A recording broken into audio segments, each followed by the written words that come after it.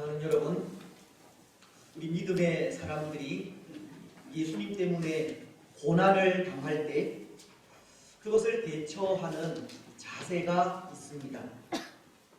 오늘 우리는 우리가 당하는 고난에 어떤 자세로 그것을 대하고 있을지 모르겠지만 시편 기자는 그것에 대해 시편 119편 71절을 통해 이렇게 말씀하고 있습니다. 고난 당한 것이 내게 유익이라. 이로 말미암아 내가 주의 율례들을 배우게 되었나이다. 시편 기자는 고난을 통해 주의 율례들을 배우게 되었다고 고난이 유익이라는 말을 하고 있는 겁니다. 시편 기자는 이 고난을 대하는 성도들의 자세를 가르쳐 주기를, 그것을 피하거나 두려워하지 말 것을 가르친 겁니다. 고난과 맞서서 담대하게 싸우면 그것이 유익이 된다고 한 것입니다. 바울도 그런데요.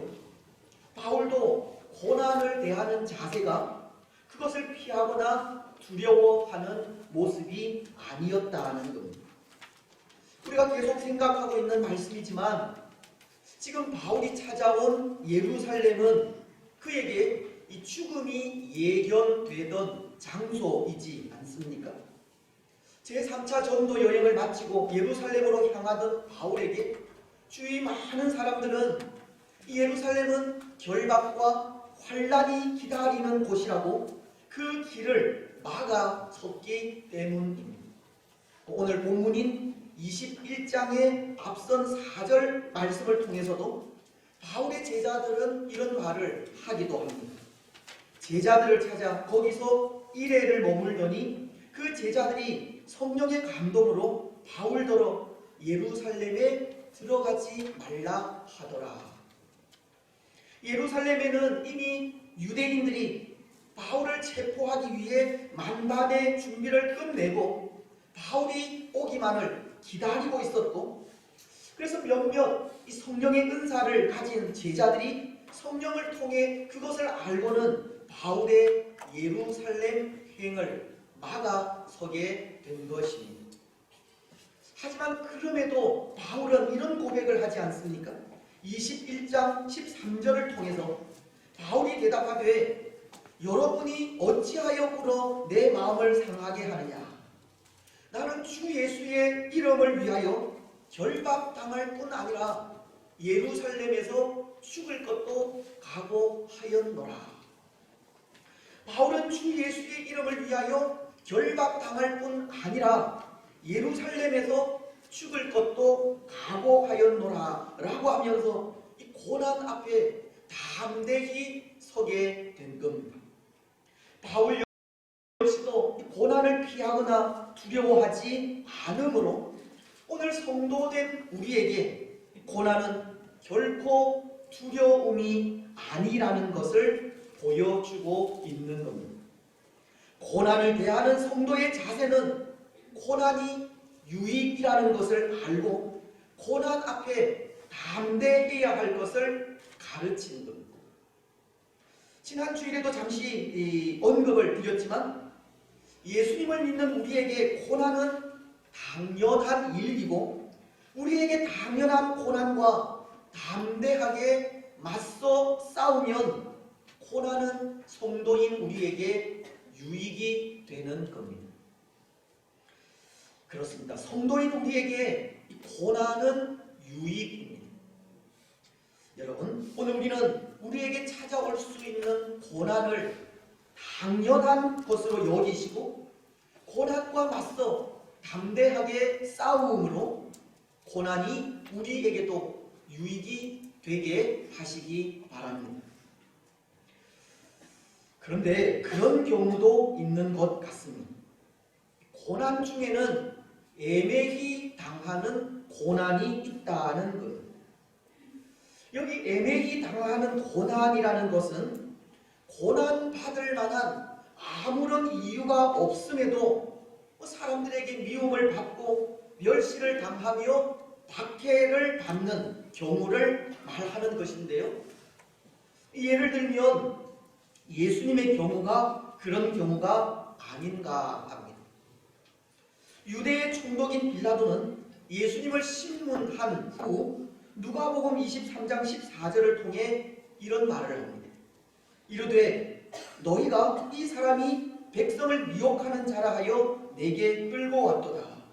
보라, 내가 너희 앞에서 신문하였을 때 너희가 고발하는 일에 대하여 이 사람에게서 죄를 찾지 못하였고, 예수님을 신문한 빌라도는 예수님에게서 아무런 죄도 발견하지 못한 겁니다. 하지만 예수님은 예수님을 십자가에 못 박게 하라는 수많은 군중들의 소리에 의해 십자가에 달리는 고난을 당하게 됩니다. 아무 죄가 없으신 예수님께서 애매히 고난을 당하시는 모습인 겁니다. 물론 예수님의 십자가는 우리의 죄를 대신하는 십자가입니다. 이사야 선지자가 이사야서 53장 4절로 5절을 통해 그는 실로 우리의 질고를 지고 우리의 슬픔을 당하였거늘 우리는 생각하기를 그는 징벌을 받아 하나님께 맞으며 고난을 당한다 하였노라. 그가 찔림은 우리의 허물 때문이요 그가 상함은 우리의 죄악 때문이라. 그가 징계를 받음으로 우리는 평화를 누리고 그가 채찍에 맞음으로 우리는 나음을 받았도다. 예수님의 십자가는 우리의 죄를 대신한 십자가이고 예수님의 십자가로 우리는 평화를 누리고 나음을 입게 되었지만 예수님에게 그 십자가는 애매히 당하는 고난이 아닐 수 없는 겁니다. 예수님의 고난은 애매히 당하는 고난이었다는 겁니다. 그런 의미에서 오늘 바울이 당하는 고난도 마찬가지입니다. 바울도 애매히 고난을 당하고 있다는 겁니다. 왜냐하면 지금 바울은 유대인들에 의해 결박을 당한 상태인데요. 그렇게 결박을 당한 이유가 유대인들의 억지와 왜곡과 거짓에 의한 것이기 때문입니다. 유대인들의 정치적인 목적과 예수님 때문에 당하는 고난이 바울의 고난이기에 바울도 애매히 고난을 당하고 있는 겁니다. 그렇습니다. 우리는 지난 시간 바울이 예루살렘에서 유대인들에게 결박과 환난을 당하는 장면을 보지 않았습니까? 두 가지 그에게 씌워진 죄명 때문인데요. 혹 기억을 하실지 모르겠습니다. 먼저 그 하나는 유대인과 율법과 성전에 대한 비방과 잘못된 가르침 때문입니다. 28절 상반절을 보시면 외치되 이스라엘 사람들아 도우라. 이 사람은 각 처에서 우리 백성과 율법과 이곳을 비방하여 모든 사람을 가르치는 그 자인데, 말씀은 바울에 대해서 유대인과 율법과 그리고 성전을 비방하여 모든 사람들에게 잘못된 것을 가르쳤다고, 바울의 죄가 유대인과 율법과 성전에 대한 비방과 잘못된 가르침이라고 하는 겁니다. 하지만 바울이 가르친 그 말씀에는 오류가 없었지 않습니까?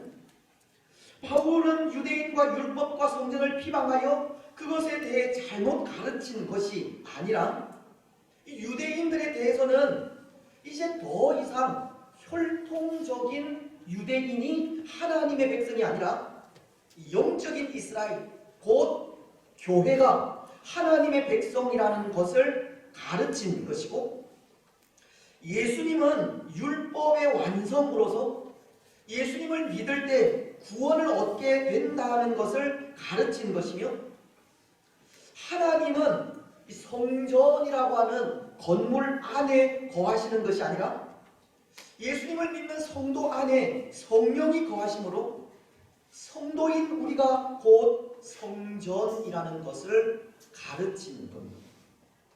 하지만 유대인들은 그 가르침을 왜곡하였고 거짓된 것으로 매도하여 정죄하게 된 것입니다. 오늘 바울이 고난당한 것은 유대인들의 정치적인 수법에 의해 애매히 당한 고난임을 말하는 겁니다. 또 하나 바울의 죄목은 성전 모독죄인데요. 이방인이 들어갈 수 없는 성전 안뜰에 이방인인 헬라인을 데리고 들어가서 이 성전을 더럽혔다는 것이 그 죄입니다. 하지만 바울은 성전 안뜰에 이방인인 헬라인을 데리고 들어가지 않았습니다. 사실 바울은 예수님의 십자가가 성전의 그 막힌 담을 헐고 이방인이나 유대인이 다 같이 성전에 들어갈 수 있게 된 것을 알았지만, 그럼에도 유대 법을 지킴으로 유대인의 눈에 거슬리는 행동을 하지 않은 겁니다. 그런데 유대인들은 마치 바울이 성전 안뜰에 이방인을 데리고 들어간 것처럼 이 가정하여 말하면서 바울이 사형에 해당하는 죄를 지었다고 유대인들을 선동하게 된 것입니다. 오늘 바울이 유대인들에게 결박당하고 고난당하고 있는 것은 아무런 잘못 없이 당하는 애매한 고난이라는 겁니다. 바울 역시도 예수님이 우리를 대신하여 십자가 고난을 당하신 것처럼 예수님 때문에 예수님의 이름을 위하여 고난 당하고 있는 겁니다. 그런데 여러분, 성경은 그렇게 예수님 때문에 당하는 고난은 아름다운 것이라고 합니다. 이미 시편 110편을 통해 시편 기자는 고난이 유익이라 하는 말씀도 하셨지만, 베드로 사도는 고난은 아름다운 것이라고 하시기 때문입니다. 베드로전서 2장 19절로 20절은 이렇게 말씀하시는데요. 부당하게 고난을 받아도 하나님을 생각함으로 참으면 이는 아름다우나 죄가 있어 매를 맞고 참으면 무슨 칭찬이 있으리요. 그러나 선을 행함으로 고난을 받고 참으면 이는 하나님 앞에 아름다우니. 베드로는 부당하게 고난을 받아도 하나님을 생각함으로 슬픔을 참으면 이는 아름다운 것이라고 한 겁니다. 여기 부당하다 하는 단어는 애매하다 하는 말이나 이 공의가 상실된이라는 말로 번역을 할 수 있는데요. 비록 정당하지 못한 방법으로 애매히 당하는 고난이지만 그것이 하나님 앞에 선한 일이면 그 고난은 아름다운 고난이라는 겁니다. 그 고난을 하나님께서 알아주시고 하나님께서 인정하시며 칭찬하셔서 은혜로 갚아주신다는 겁니다. 여기 아름답다는 단어, 그 카리스라는 단어인데요. 은혜라는 뜻입니다. 하나님으로부터 인정받고 칭찬을 받는 은혜가 임할 것을 가르치는 말입니다. 그렇습니다. 사랑하는 여러분, 예수님 때문에 당하는 고난은 아름다운 것입니다. 예수님 때문에 당하는 고난은 하나님께서 인정해 주십니다. 예수님 때문에 당하는 고난은 하나님께서 알아주시고 칭찬하시며 은혜로 갚아주십니다. 예수님께서 십자가 고난 이후 하늘 보좌 우편에 앉으시는 높임을 받고 있듯이 하나님 앞에서의 선은 비록 그 일로 고난을 당한다 할지라도 하나님께서 인정하시고 칭찬하시며 높여주시는 겁니다. 사도신경이 예수님에 대해 그것을 말씀하시지 않습니까? 본디오 빌라도에게 고난을 받아 십자가에 못 박혀 죽으시고 장사된 지 사흘 만에 죽은 자 가운데서 다시 살아나셨으며 하늘에 오르시어 전능하신 하나님 우편에 앉아 계시다가 예수님은 십자가 고난 이후 전능하신 아버지 하나님 우편에 앉아 계시는 높임을 받고 있는 겁니다.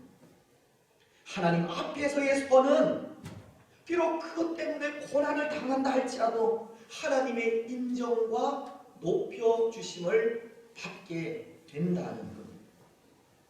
하지만 그 고난이 죄로 인한 고난이라면 그 고난은 아무리 참아도 은혜로 되돌아오지 않습니다. 그 고난은 정말 당연한 고난이기 때문입니다. 우리의 연약함과 우리의 무지와 우리의 범죄로 인한 고난은 아무리 그것을 참고 견디며 인내해도 소용이 없다는 겁니다. 여러분, 때로는 우리도 우리의 삶에서 고난 아닌 고난을 당하고 있는 것 같은데요. 이 땅의 만연한 질병과 정치적으로, 사회적으로 혼란한 상황과 경제적인 어려움으로 인해서입니다. 교회도 마찬가지입니다. 한국 교회 내부에 일어나는 사상적인 분열과 함께 세상과의 갈등, 분쟁, 그리고 비난과 비방이 그런 것이 아닌가 생각하는데요. 이런 일들을 고난이라고 한다면 이 고난의 이유가 무엇 때문이겠습니까? 하나님 앞에서 선을 행함으로 받는 고난이겠습니까? 아니면 우리의 죄로 인한 고난이겠습니까? 그것도 아니면 아무런 이유 없이 당하는 고난이겠습니다. 하지만 모든 고난에는 다 그 이유가 있듯이 분명 오늘 우리가 겪고 있는 이 고난도 그 이유가 있으리라 생각합니다. 그것이 예수님 때문이든 우리의 죄로 인한 고난이든 오늘 우리의 고난에는 다 그 이유가 있다는 겁니다. 여러분, 혹 오늘 우리가 당하는 고난이 죄로 인한 고난이라면 우리는 하나님 앞에 겸비하여 우리 자신을 내어놓고 회개해야 합니다. 혹 이 고난이 예수님 때문에 당하는 고난이라면 참고 견디며 인내해야 합니다. 그래야 하나님께서 인정하시고 알아주시며 칭찬하시는 은혜를 받을 수 있기 때문입니다. 오늘 바울은 그런 것 같습니다. 하나님께서 인정하시고 알아주시며 칭찬하시는 은혜를 입는 것 같습니다. 바울의 고난은 예수님 때문에 당하는 고난이고 애매히 당하는 고난이라는 뜻입니다. 오늘 31절로 32절은 이렇게 말씀하시기 때문인데요. 그들이 그를 죽이려 할 때에 온 예루살렘이 요란하다는 소문이 군대의 천부장에게 들리매 그가 급히 군인들과 백부장들을 거느리고 달려 내려가니 그들이 천부장과 군인들을 보고 바울 치기를 그치는지라. 유대인들에 의해 붙들린 바울이 죽임을 당하기 직전 로마 군대의 천부장과 군인들에 의해 구출되는 장면을 보여주는 말씀입니다. 또 37절 상반절은 바울을 데리고 영내로 들어가려 할 그때에 라고 하시므로 바울이 로마의 군인들에게 보호를 받고 있는 모습도 보게 되는데요. 예수님 때문에 당하는 그 바울의 고난 속에 하나님께서 바울을 지키시고 인도하시며 보호하시는 모습을 보여주는 말씀이 아닌가 합니다. 예수님 때문에 고난당하는 바울을 하나님께서 인정하시고 알아주시며 칭찬하시는 모습이라는 겁니다. 뿐만 아니라 40절 말씀은 이렇게도 말씀합니다. 천부장이 허락하거늘 바울이 침대 위에 서서 백성에게 손짓하여 매우 조용히 한 후에 히브리 말로 말하니라. 이 말씀은 바울이 자신을 죽이려는 유대인들 앞에 자신이 왜 그리스도 예수의 사람이 된 것인지 밝히려는 장면으로 하나님은 예수님 때문에 애매히 고난당하는 바울을 건져 구원하시고 지키시며 보호하실 뿐 아니라 바울이 가진 꿈도 이루려 하신다는 것을 말씀하고 있는 겁니다. 여러분, 바울은 사도행전 19장 21절을 통해 어쩌면 그가 가진 꿈에 대해서 이런 고백을 하지 않았습니까? 로마도 보아야 하리라는 고백입니다. 말씀은 이렇게 고백하고 있는데요. 이 일이 있은 후에 바울이 마케도냐와 아가야를 거쳐 예루살렘에 가기로 작정하여 이르되 내가 거기 갔다가 후에 로마도 보아야 하리라 하고, 그리고 그 꿈을 이루기 위해 이런 마음을 가지기도 했습니다.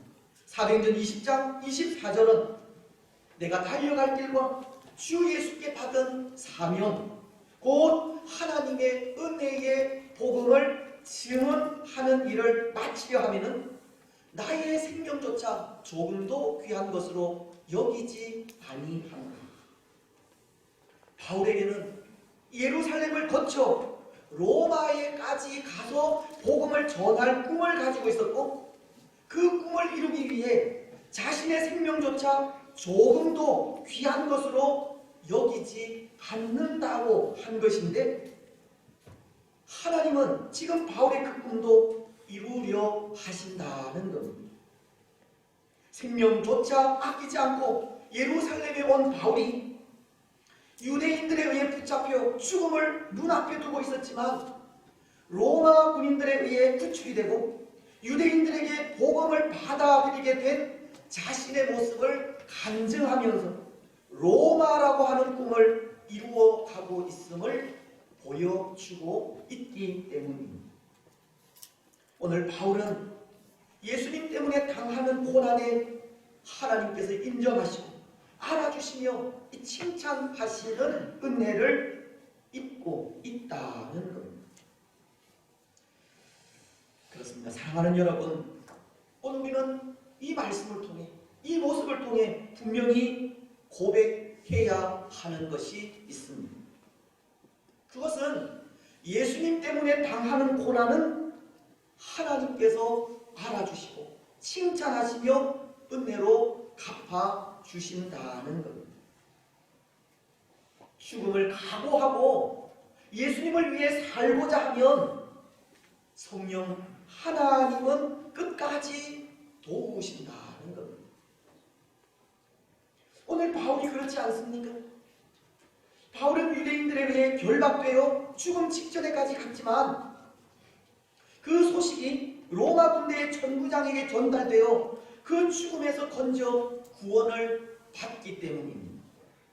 그리고 로마 군대의 진영 안으로 옮겨지는 과정에 놓이게 되기 때문입니다. 바울은 유대인들에 의해 죽음 직전에까지 내몰렸지만 로마 군인들에 의해 어쩌면 극적으로 구출되어 생명을 보존하게 된 것입니다. 그런데 바로 이것이 죽음을 각오하고 예수님을 위해 살고자 하는 사람들을 지키시고 보호하시며 도우시는 하나님의 은혜라는 겁니다. 때로 우리는 그런 말을 하기도 하는데요. 우연이라는 말입니다.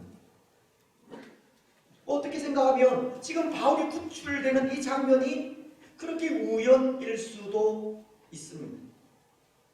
예루살렘 성이 소란하였기에 로마 군대가 출동하게 되었고, 그때 유대인들에 의해 폭행당하고 있는 바울을 목격하여 구출되는 이 장면이 우연일 수도 있다는 것, 그렇지 않습니까?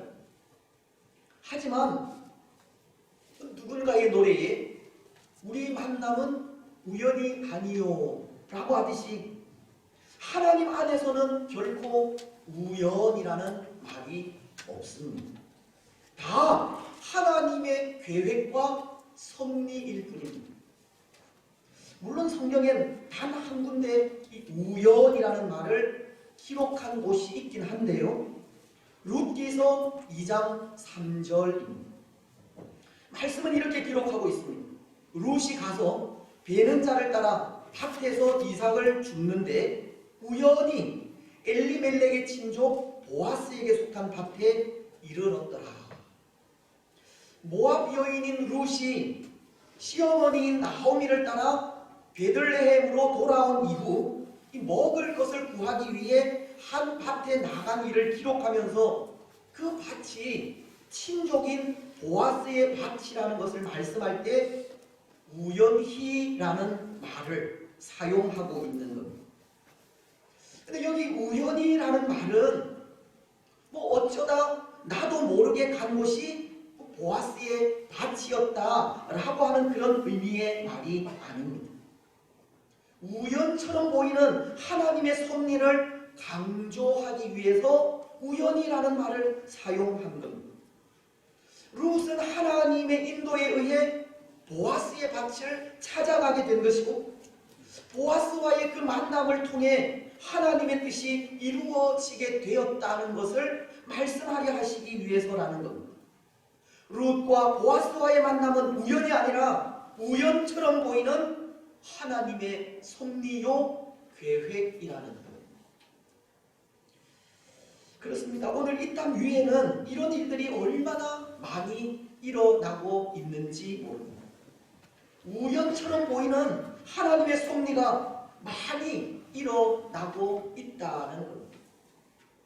그런데 오늘 우리가 우리의 삶 속에 마치 우연처럼 일어나는 이 생사화복의 일과 희로애락의 일들을 그냥 아무렇지도 않게 생각한다면 정말 그 일은 우연에 지나지 않게 됩니다. 그 속에 역사하시는 하나님의 손길을 볼 수 없게 된다는 겁니다. 하지만 우리 삶 속에서 일어나는 모든 일들, 즉 우리의 생사화복과 희로애락이 우연이 아니라 하나님의 간섭과 섭리라 생각한다면 우리는 그 일들 속에서 우리를 구원하시는 하나님의 손길을 볼 수 있는 겁니다. 마태복음은 10장 29절을 통해 이렇게 말씀하고 있는데요. 참새 2마리가 한 아싸교원에 팔리지 않느냐. 그러나 너희 아버지께서 허락하지 아니하시면 그 하나도 땅에 떨어지지 아니하리라. 세상의 모든 역사는 하나님의 손길에 있듯이 하나님께서 허락하셔야 참새도 땅에 떨어져 사람들에게 팔릴 수 있게 된다는 겁니다. 오늘 우리에게 일어나는 모든 일들을 이 우연이라고 하는 틀에 가두어 버린다면 역사하시는 하나님의 손길을 볼 수 없지만 모든 일들 속에 역사하시는 하나님의 손길을 인정한다면 하나님의 그 구원의 손길을 볼 수 있게 된다는 겁니다. 여러분, 오늘 바울의 경우도 마찬가지이지 않습니까? 유대인들로부터의 구출을 단지 우연이라고 한다면 바로 그것이 하나님의 구원의 손길임을 볼 수 없는 겁니다. 하지만 유대인들로부터의 구출이 우연이 아니라 하나님의 도우시는 손길임을 고백한다면 이 바울의 구출이 곧 하나님의 구원의 손길임을 알게 되는 겁니다. 우리 삶의 모든 일에 임하여 있는 하나님의 손길을 인정한다면 오늘 바울의 꿈을 이루어 가시는 하나님의 손길도 볼 수 있습니다. 우리가 사는 매사에 하나님의 손길이 있음을 인정한다면 우리는 측량할 수 없이 광대하신 하나님을 볼 수 있게 되는 겁니다. 그래서 저는 그런 생각을 합니다. 오늘 하나님의 섭리의 손길을 인정하는 사람들은 광대하신 하나님을 보는 사람이라는 거예요. 하나님의 섭리의 손길을 인정하는 사람들은 광대하신 하나님으로부터 우연처럼 일어나는 많은 일을 경험할 수 있는 사람들이라 생각하는 겁니다. 잠언서 3장 6절도 이렇게 말씀하고 있지 않습니까? 너는 범사에 그를 인정하라. 그리하면 내 길을 지도하시리라. 분명한 것은 범사에 하나님의 섭리의 손길이 있음을 인정하면 하나님은 그 길을 선하게 지도해 가시는 겁니다. 사랑하는 여러분, 오늘 우리는 범사에 하나님을 인정하시기 바랍니다. 우리 사는 모든 삶에 하나님의 간섭과 섭리가 있음을 고백하시기 바랍니다. 비록 우연처럼 보이기는 하지만 우연처럼 일어나는 그 일이 하나님의 손길임을 인정하시고, 하나님은 우연과도 같은 일들을 통해 예수님을 위해 사는 사람들을 인정하시고 알아주시며 위로하신다는 것을 고백하시기 바랍니다. 그래서 그 고백을 통해, 그 손길을 통해 어떤 고난이라도 담대하게 이겨가시기를 바랍니다. 이제 말씀을 맺겠습니다. 사랑하는 여러분, 오늘 우리는 성도로서 고난에 대처하는 우리의 자세가 어떠해야 할 것인지 생각을 했습니다. 먼저 고난은 그것과 맞서 담대하게 싸우면 우리에게 유익이 된다는, 또 고난에는 애매히 당하는 고난도 있지만 그것을 하나님을 생각함으로 참고 견디며 인내하면 아름다운 것이 됩니다.